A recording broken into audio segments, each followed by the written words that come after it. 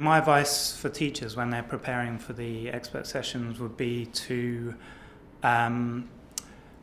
brief the person who's giving the session,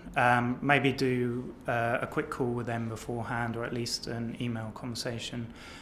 so that expert is completely up to scratch with what the students are doing, because then the expert will be in the best position to actually give the right type of feedback.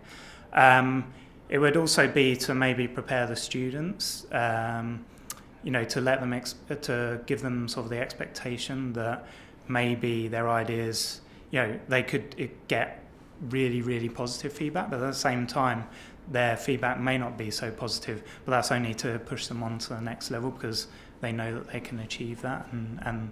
they should be kind of looking to get that next step further. I think helping your students on their PowerPoints and being able to convey their message is really important. In the tech world, creating a story, whether you're pitching as a startup or when you're in a big tech company presenting in front of your peers, the PowerPoint is your main vehicle of communication. So researching about how great PowerPointing techniques will help your students succeed and feel confident. So one thing I would say is maximum 3-4 points on a slide, not 5 to 20 points on a slide. And that kind of crispness will also help them consolidate their ideas and come across much clearer and more presentable. The biggest piece of advice I have for teachers in order to give a session is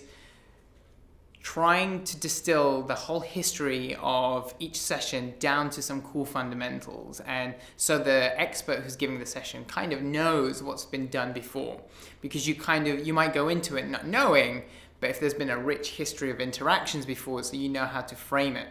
The other one is trying to get the kids to tell their story in a succinct manner, and that's kind of hard because we're pressed for time, they're pressed for time, so you want to use the time that you have, and it's quite valuable. So what I tend to do is tell them to kind of storyboard or get them to sketch these things, and if they don't want to reenact them or physically do a scenario, then at least draw the kind of interactions and then they can talk back. So I think those are the biggest ones, is how do you tell your story to someone they've never met before.